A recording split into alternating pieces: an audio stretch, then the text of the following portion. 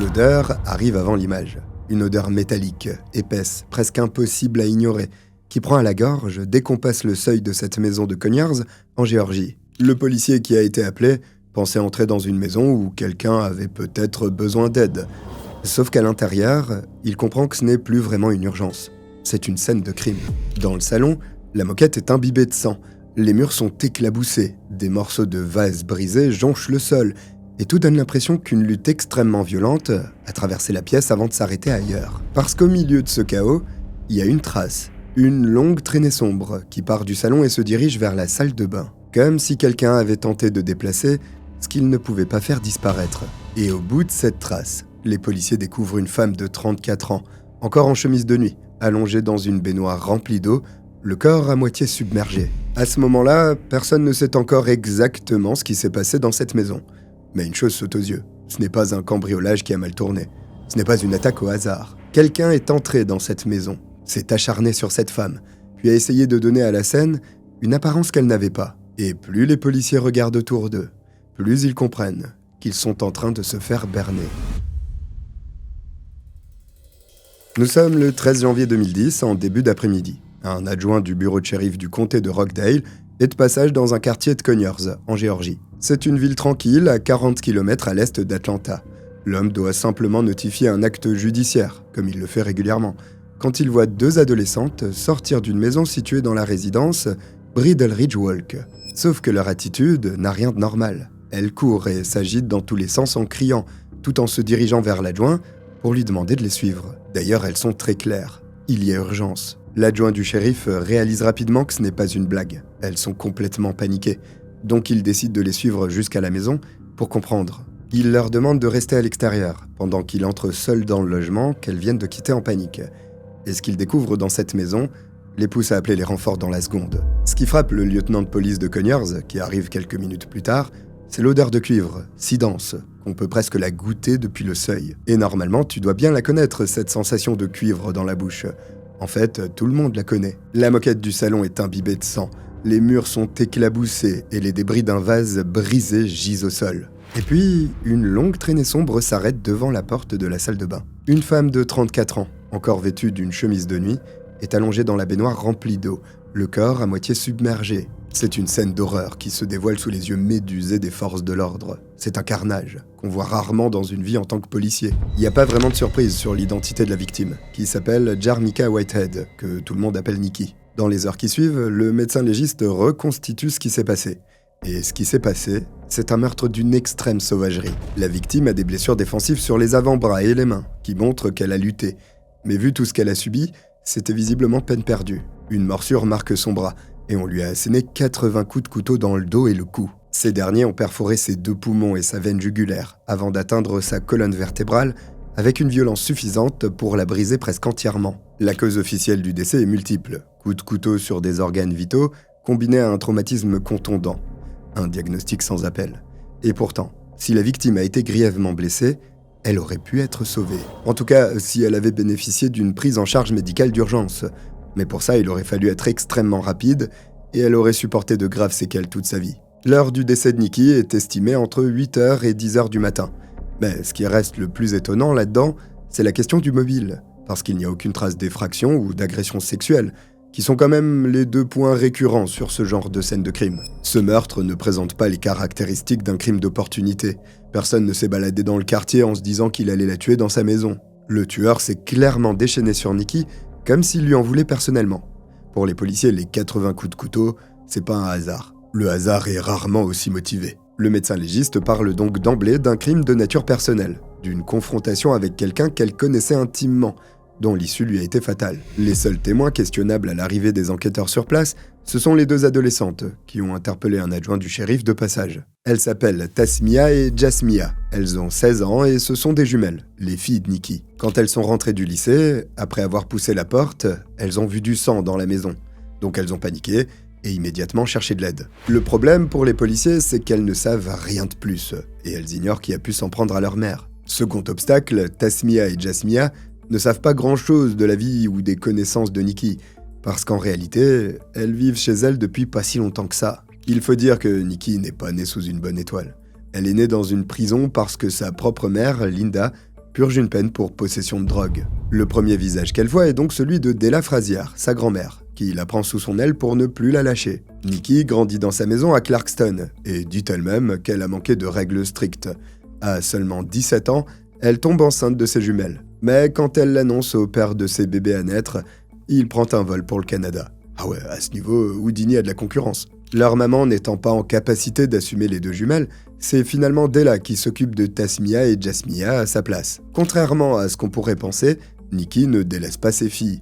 Elle fait beaucoup d'efforts pour garder sa vie sur les rails, en espérant pouvoir les récupérer un jour. Elle cherche sa voie pendant des années, et travaille comme coiffeuse dans un salon de Decatur, pas loin d'Atlanta. En 2000, à 25 ans, elle rencontre Robert Head, un routier de 30 ans son aîné, avec qui elle s'installe à Conyers. Là-bas, elle s'inscrit au Bowder College d'Atlanta pour étudier le stylisme.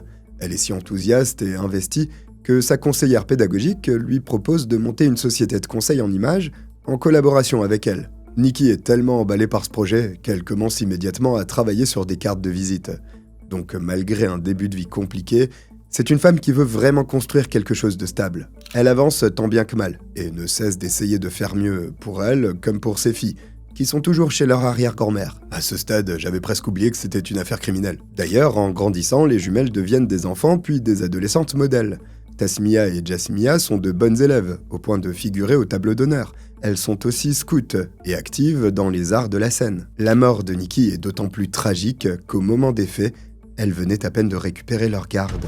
Mère et fille n'étaient réunies sous le même toit que depuis 8 jours, quand elle a été retrouvée sans vie, dans sa baignoire, après avoir été poignardée. Reste à découvrir qui a brisé cette famille nouvellement recomposée.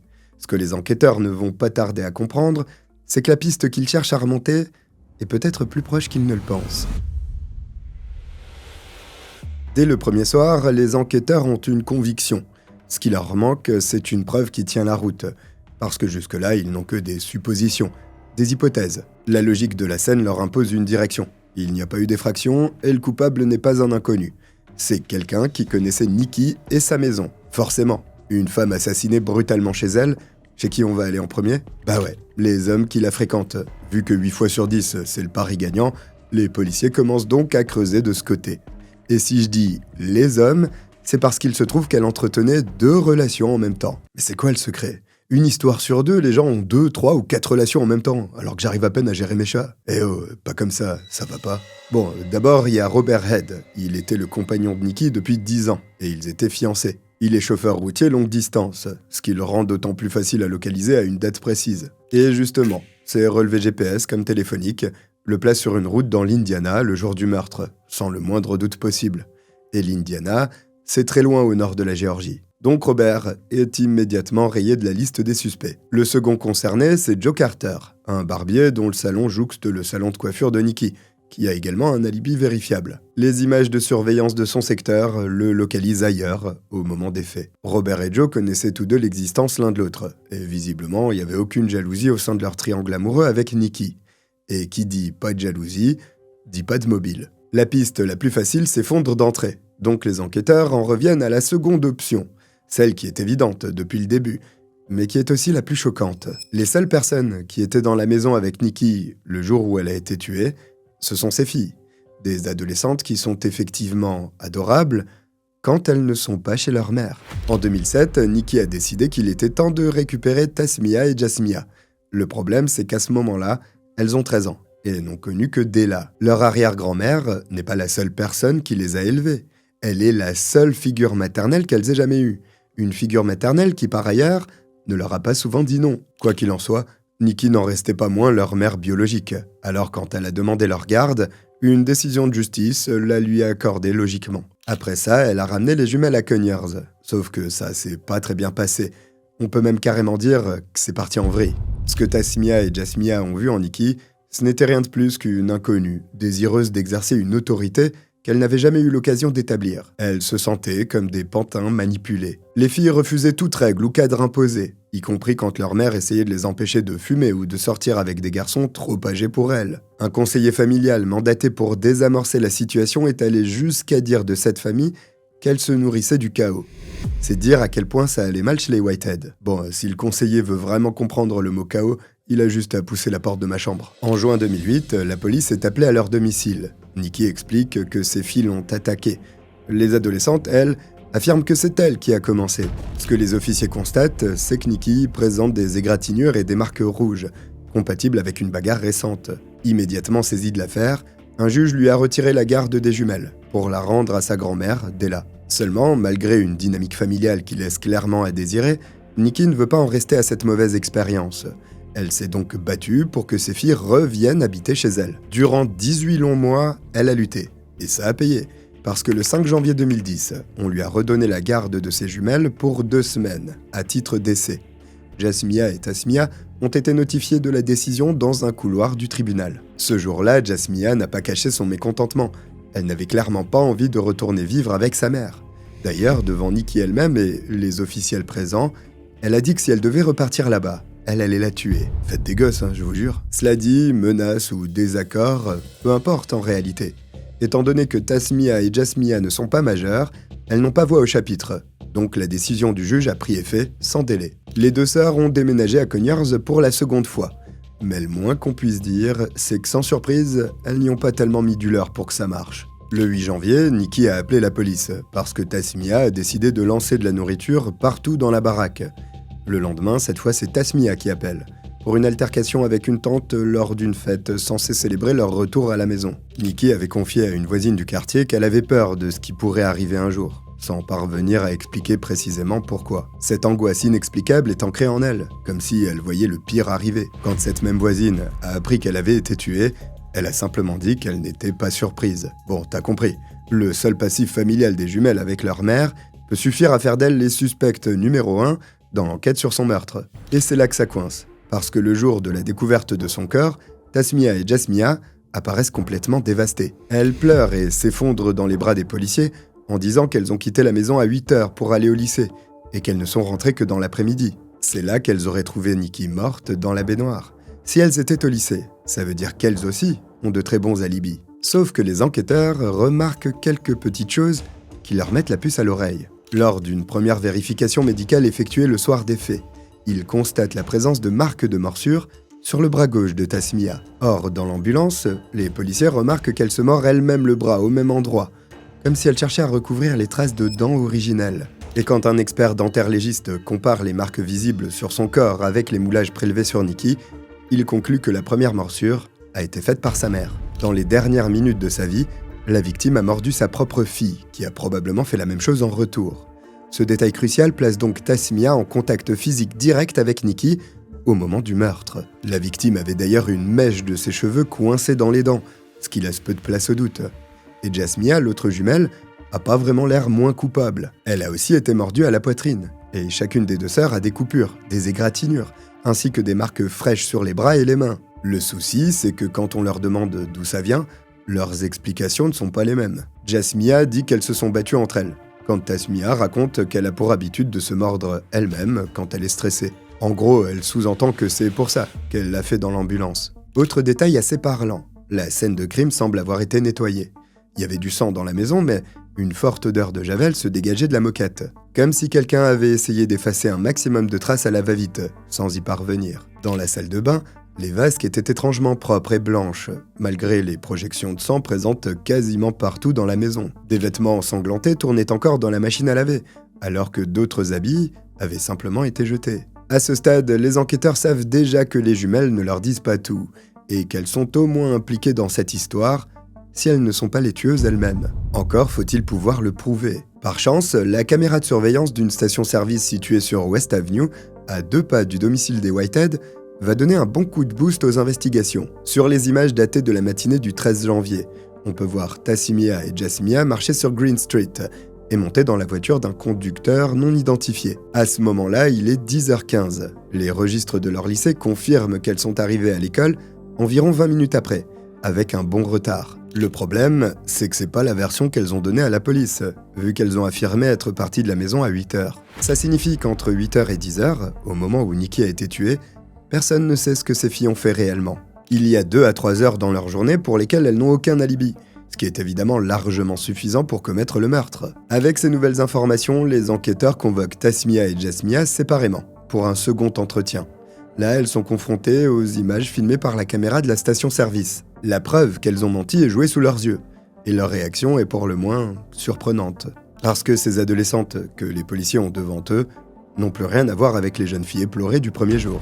Leur douleur apparente a laissé place à une attitude beaucoup moins sentimentale, qui a l'air presque calculée. Et plus les enquêteurs appuient sur les mensonges des sœurs, plus leur version change, sans jamais devenir crédible. C'est une stratégie classique, mais terriblement redoutable, que de faire répéter une histoire. En général, un menteur a du mal à conserver la même ligne. Pourquoi tu crois que les présidents enregistrent toutes leurs interventions? D'ailleurs, les analyses du laboratoire confirment ce que la scène de crime laissait déjà entendre. Le sang retrouvé sur le vase brisé, ainsi que sur les chaussures dans la maison, appartient aux jumelles. Sauf qu'à partir de là, l'enquête se heurte à un problème assez inhabituel.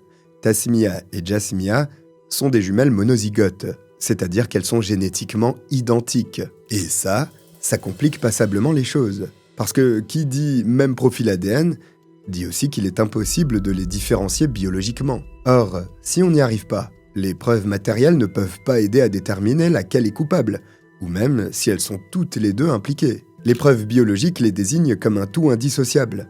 Donc dans cette affaire, réussir à savoir qui a fait quoi devient un problème judiciaire que l'ADN, seul, ne peut pas résoudre. Mais ce que l'ADN ne peut pas résoudre, c'est une découverte chanceuse qui va s'en charger. Lors d'une deuxième fouille de la chambre des filles, les enquêteurs trouvent des journaux intimes, au contenu plutôt intéressant. Et oui, les deux sœurs s'écrivaient des notes dedans. Et dans l'une d'elles, datée du 5 janvier 2010, le jour où le tribunal a rendu la garde de Nikki, une des filles écrit que si elles se débarrassent pas d'elle maintenant, elles resteront coincées là, pour toujours. Quant à l'autre, elle répond sobrement qu'elle est d'accord avec ça. C'est le toc classique des meurtriers que de dire qu'ils vont ou qu'ils ont tué. Tout ça, c'est écrit le 5 janvier, à peine 8 jours avant les meurtres. Entre les preuves matérielles et les petits mots doux, difficile de croire à la version initiale des jumelles. Le 21 mai 2010, 4 mois après les faits, une des adolescentes est arrêtée à son lycée de Tucker et l'autre chez un membre de la famille. Selon le chef de la police, elles n'ont pas semblé étonnées et n'ont pas daigné présenter la moindre excuse. Ce jour-là, un enregistrement audio est fait à leur insu, dans la voiture où on les a laissées seules quelques instants. Ce qu'elles se sont racontées en se croyant à l'écart des oreilles indiscrètes a donc été capturé, et ça joue pas franchement en leur faveur. Jasmia dit à sa sœur que les enquêteurs parlent des marques de dents sur son bras, ce à quoi Tasmia répond qu'ils racontent qu'elle a les marques des dents de leur mère. Elles disent ensuite mutuellement qu'elles ne tomberont pas pour quelque chose qu'elles n'ont pas fait. Tasmia ajoute finalement « Le jour où vous trouverez l'arme du crime avec mes empreintes dessus, allez-y, trouvez-la. Et là, ce sera une autre histoire. » Pas sûr que ça marche comme ça. Parce que dans la foulée, Tasmia et Jasmia sont inculpées de meurtre avec préméditation, de meurtre avec circonstances aggravantes et d'agression aggravée. Vu la gravité des crimes commis, il est prévu d'emblée qu'elles soient jugées comme des adultes malgré leur jeune âge. Les jumelles plaident non coupables et vont s'en tenir à leur version. Et contre toute attente, ça va pas être si simple de les envoyer en prison. Peut-être même qu'elles n'iront pas d'ailleurs. Pendant 4 longues années, il ne se passe rien de plus, et la situation est figée. Les enquêteurs ne trouvent aucun nouveau suspect. Il n'y a pas non plus de retournement de situation, ou de preuve qui vient tout changer. Ce qu'il y a, c'est simplement le temps qui passe, et 2 adolescentes devenues jeunes adultes qui répètent la même version à chaque audience. Au moment de leur arrestation, en mai 2010, Tasmia et Jasmia n'ont que 16 ans. Puisqu'elles sont mineures, elles sont d'abord envoyées dans des centres de détention pour jeunes. Ensuite, elles sont transférées dans des prisons de comté différents, à mesure que l'instruction du dossier avance. Tasmia à Rockdale, Jasmia à Newton. Après le moment où elles ont été brièvement enregistrées dans la voiture de police, elles n'ont plus jamais été laissées ensemble dans une même pièce. Et ça n'a rien d'un hasard. Bah oui, les mettre ensemble, ça aurait été leur redonner une opportunité dont elles auraient sûrement profité pour renforcer une version mensongère des événements. La possibilité de se coordonner et d'ajuster leurs récits communs pour que chacune vienne combler les trous présents dans la version de l'autre. Après le mois de juillet 2010, les avocats des jumelles déposent des requêtes, les audiences s'enchaînent, des dates de procès sont fixées puis repoussées. Et pendant tout ce temps, Tasmia et Jasmia attendent. Elles fêtent leurs 4 anniversaires suivants en prison, alors que l'affaire suit lentement son cours. Ce qui ralentit la machine judiciaire, c'est en partie le problème que l'ADN a posé dès le départ, parce que forcément, il n'a pas disparu. Tant qu'elles sont coaccusées, et qu'il est prévu qu'elles soient jugées ensemble, Tasmia et Jasmia se partagent la protection offerte par une génétique identique. Devant un jury unique, toute preuve présentée contre l'une contaminera inévitablement le regard porté sur l'autre. et la défense de l'une pourra fragiliser l'accusation contre l'autre. Cette interdépendance génétique, qui a rendu le dossier si difficile à construire, rend maintenant le procès impossible à tenir proprement. Autrement dit, on n'arrive pas à savoir qui a porté le coup mortel.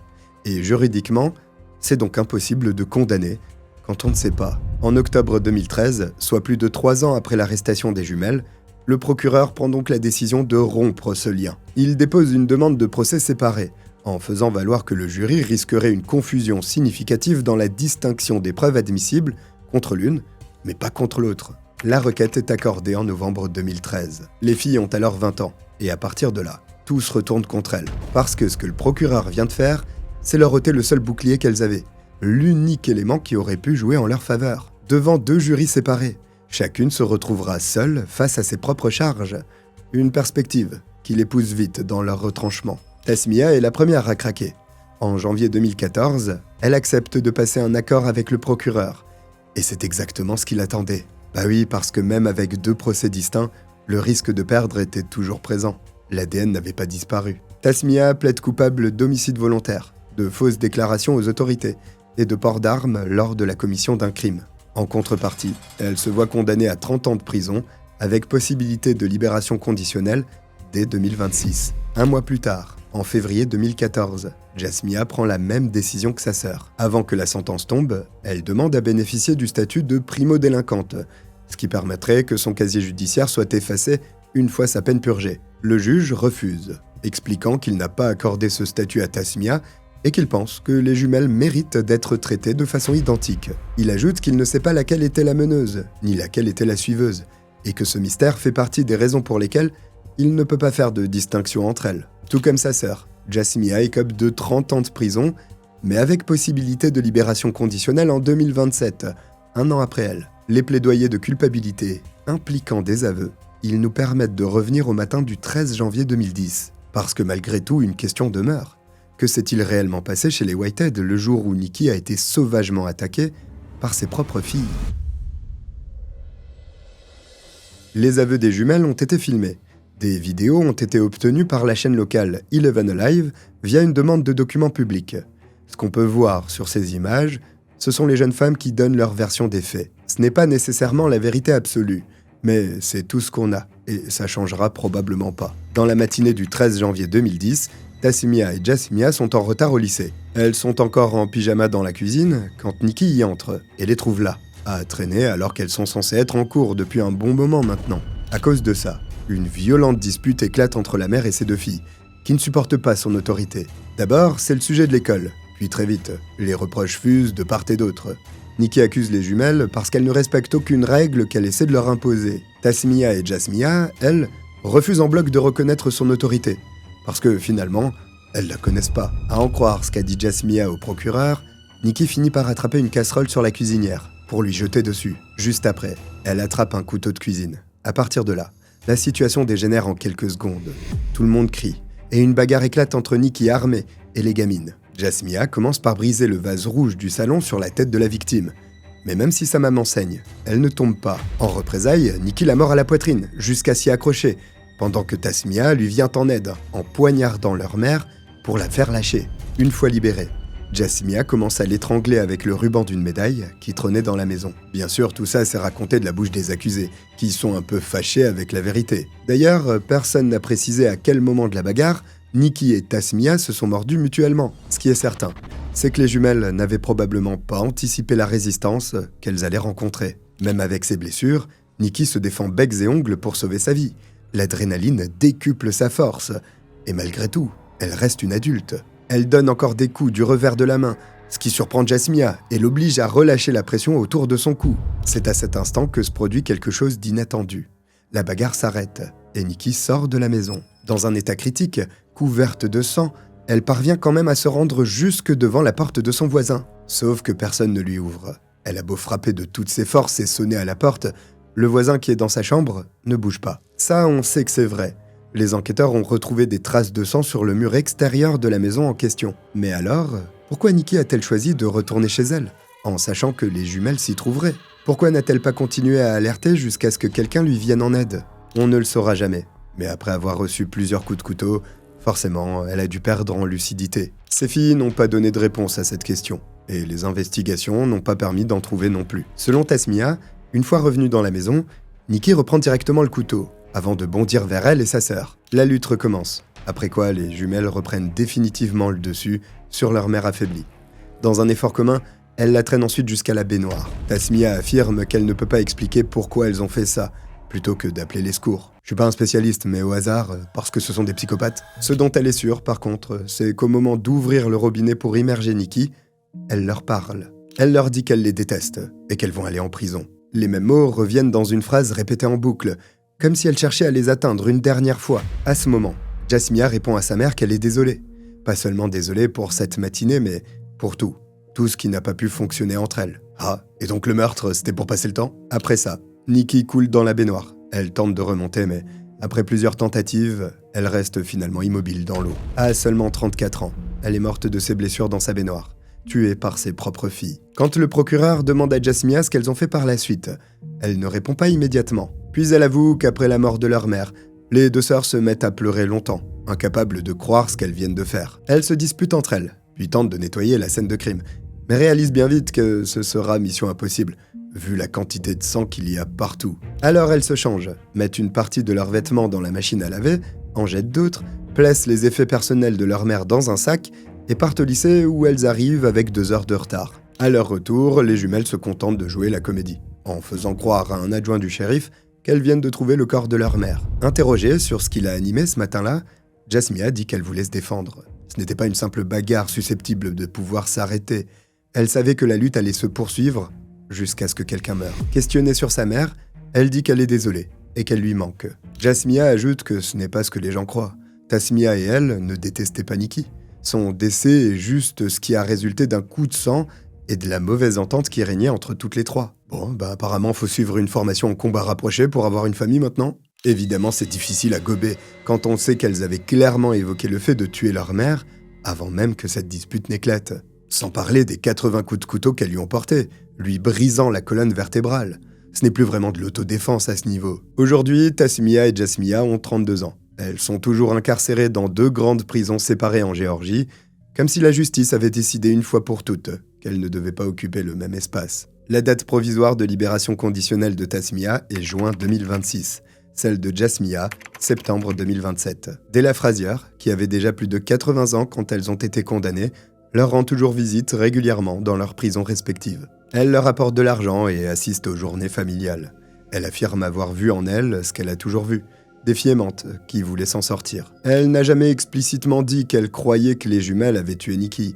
En gros, elle ne nie pas les faits, mais elle ne les condamne pas non plus. Finalement, 2 filles ont grandi sans leur mère, qui a voulu les réunir. Et au bout du compte, c'est une famille décimée. Bon, évidemment, c'était pas une situation facile pour les filles, mais j'ai quand même tendance à croire qu'elles étaient un peu barges pour en arriver là. D'ailleurs, parmi les psychopathes qui ont du mal à reconnaître les faits, il y a le cas de la famille McGuire que je t'avais raconté ici. On est arrivé à la fin de cette affaire criminelle, un grand merci de m'avoir suivi jusqu'au bout, n'hésite pas à t'abonner, ça m'aide énormément. Je te dis à très vite. Bye.